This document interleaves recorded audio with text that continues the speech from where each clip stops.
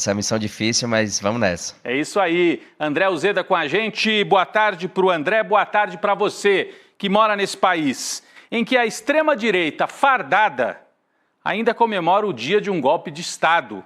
Hoje é 31 de março de 2025. E aí os militares de pijama, a turma da reserva, eles resolveram lembrar o começo da ditadura de 64. Pois é, vamos falar disso agora. No dia do golpe, no dia em que o golpe completa 61 anos, o Clube Militar lá no Rio de Janeiro fez uma afronta pública ao Supremo Tribunal Federal. Por quê? O ano passado, o Supremo tinha decidido que era proibido usar dinheiro público em comemorações de golpe.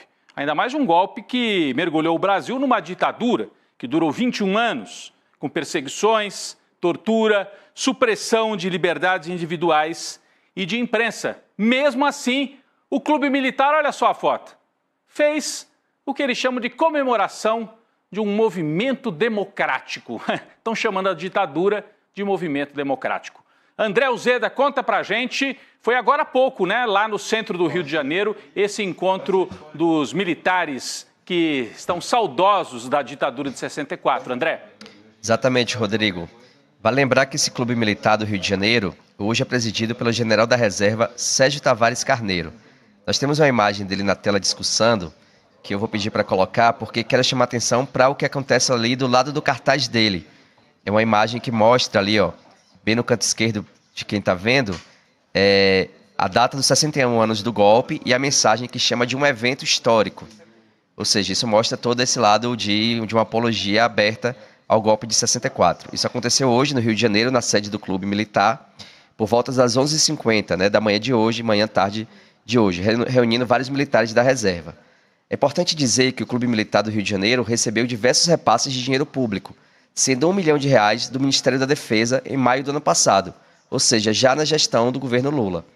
Desde 2014, ou seja, há exatos 11 anos, o repasse foi de mais de R$214 milhões. Esses dados são públicos e é possível obtê-los acessando o portal da transparência.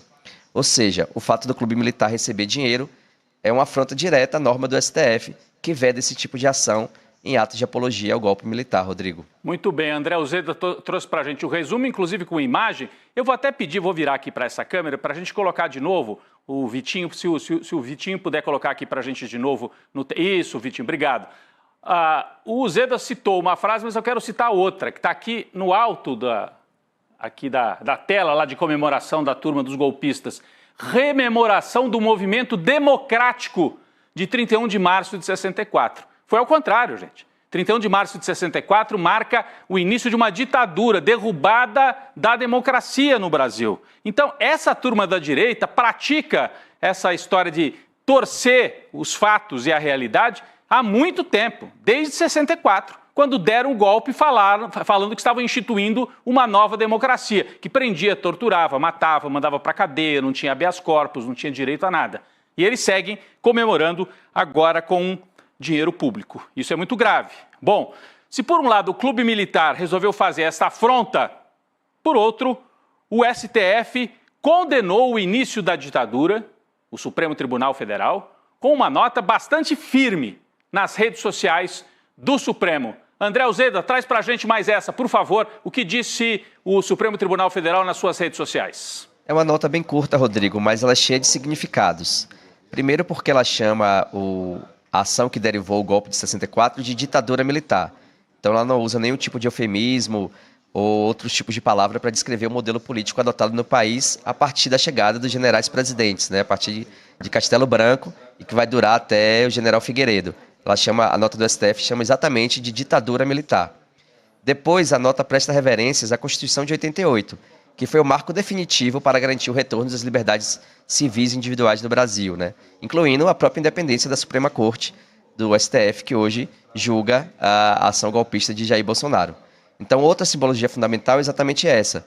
Como o Supremo está prestes a julgar uma ação golpista, muita gente interpretou que essa reverência hoje à Constituição de 88, a condenação do golpe, é também um recado direto a esse tipo de ação que está prestes a julgar e que pode condenar o ex-presidente Jair Bolsonaro. Sem dúvida, Uzeda, é importante a gente lembrar que essa turma que está sendo julgada no Supremo Tribunal Federal, na primeira turma do Supremo, é a turma de herdeiros do que havia de pior lá na ditadura. Quando a ditadura militar resolveu que faria a transição para a democracia, teve um pessoal que falou, não aceitamos. Era a extrema-direita militar. Era a turma do Silvio Frota, um general que tentou dar um golpe dentro do golpe para evitar a transição democrática. E quem pertencia a esse grupo? General Heleno e, de forma indireta, o Jair Bolsonaro. Então, o bolsonarismo é herdeiro da turma da ditadura que não aceitava nem a abertura democrática. Então, muito importante que eles estejam sendo julgados agora pelo que fizeram em 22 e 23. Ainda que eles reverberem o que veio de 64, de 68 e da ditadura militar. Também muito sintomático que o Supremo Tribunal Federal tenha feito uma nota firme relembrando o que foi a ditadura, enquanto o Poder Executivo, o presidente Lula, soltou uma nota que eu diria mais frouxa. Do que eu estou falando? Vamos colocar aqui na tela a nota, né? O presidente Lula fez uma nota sobre o 31 de março, em que ele consegue uma proeza. Não cita a palavra ditadura. Está aqui, ó. Hoje é dia de lembrarmos da importância da democracia, dos direitos humanos, de seguirmos fortes e unidos em sua defesa contra as ameaças autoritárias que, infelizmente, ainda insistem em sobreviver. Não existe fora da democracia caminho para que o Brasil seja um país mais justo e menos desigual. E segue, teve uma segunda parte. Não citou ditadura. O Supremo citou.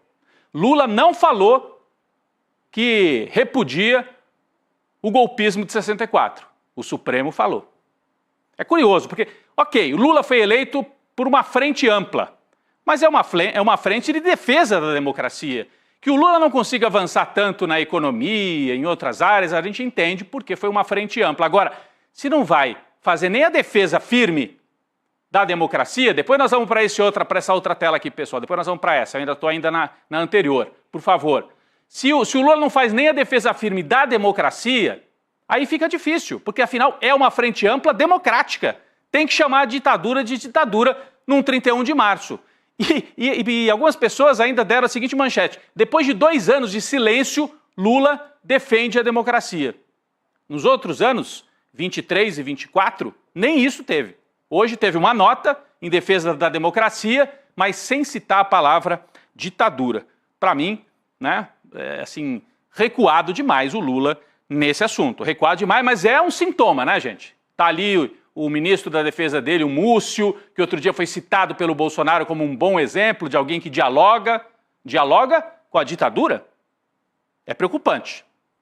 Falando em ditadura, e quem cumpre o papel de impedir uma nova ditadura no Brasil hoje é o Supremo, né? E a gente espera que o Lula também, com força no Poder Executivo, apesar desta nota frouxa no dia de hoje. Mas falando em ditadura, vamos falar de Eduardo Bolsonaro. Ele segue nos Estados Unidos e tem uma mira, né, muito definida. Alexandre de Moraes, ele quer atingir o ministro do Supremo, que é justamente quem está coordenando, é o relator do processo do golpe, da ação penal agora, né? E que pode condenar Jair Bolsonaro à prisão. Mas hoje saiu uma informação importante, uma matéria no UOL, na Folha de São Paulo, e agora era essa que a nossa equipe já estava colocando aqui, que não é só o Moraes, hein? É a matéria da Letícia Casado, colunista do UOL. Ela afirma o seguinte: além de Alexandre de Moraes, Gonê e um delegado da Polícia Federal, o Fábio Schor, estão na mira de Eduardo Bolsonaro nos Estados Unidos. Ele quer transformar a Polícia Federal e também o Gonê, o Procurador-Geral da República, em alvos daquelas sanções lá que ele pede para o Trump baixar contra o Brasil. Vamos voltar para a nossa redação com o André Uzeda, que atualiza para a gente, traz mais detalhes. Essa matéria é importante, né, Uzeda? Mostra que a ação do Eduardo Bolsonaro é mais ampla, não mira só no Xandão, né? Exatamente, Rodrigo. E o mais curioso disso é que, para a gente perceber como os assuntos se interligam, o nome do Fábio Schor e do Paulo Gonê, eles foram abertamente citados em uma entrevista à Letícia Casado, dado pelo Paulo Figueiredo. O Paulo Figueiredo, ele é o neto do último general presidente da ditadura militar brasileira, o João Batista Figueiredo. Então, o assunto que a gente abriu a edição de hoje, né, lembrando do golpe de 64, do dia 31 de março, o Paulo Figueiredo é neto do João Batista Figueiredo. Ele atualmente mora nos Estados Unidos e tem sido um elo de Eduardo Bolsonaro com congressistas e empresários norte-americanos, porque eles tentam atacar, isso abertamente falado, eles tentam atacar e desmoralizar as instituições brasileiras antes do julgamento da trama golpista, que pode condenar Jair Bolsonaro e outros asseclas à prisão. Uma lembrança importante também é que o Paulo Figueiredo ele foi denunciado também pela trama golpista. Ele constava naquela denúncia do PGR, né, do próprio Paulo Gonet, mas ele não apresentou defesa. Ele, aproveitando que mora nos Estados Unidos e que a documentação é mais difícil nesse trâmite internacional, ele não apresentou defesa e ainda a Justiça aguarda essa representação dele para dar andamento no processo. Muito bem, então o André Uzeda traz para a gente essa informação valiosa, né? A fonte da matéria do UOL, a fonte principal, não é a única, mas me parece que é a fonte principal, da repórter do UOL, é o Paulo Figueiredo, bolsonarista, por sua vez, neto do ditador João Figueiredo. Então a turma comemora 64 e continua tramando contra as instituições em 2025. Então, do lado de lá, eles sabem o que eles estão fazendo. Do lado de lá, eles seguem radicalizando. E do lado de cá, da democracia, o Lula não quer chamar ditadura de ditadura, foi ditadura. Tem que chamar, tem que enfrentar, porque eles estão desafiando as instituições. Não só Alexandre de Moraes, é muito grave. Querem partir para cima do Procurador-Geral da República e do delegado federal. É como se fosse uma intimidação para que outros delegados não façam investigação, senão vão entrar numa espécie de lista lá dos Estados Unidos para punir aqueles que cumprem o seu papel de investigar golpistas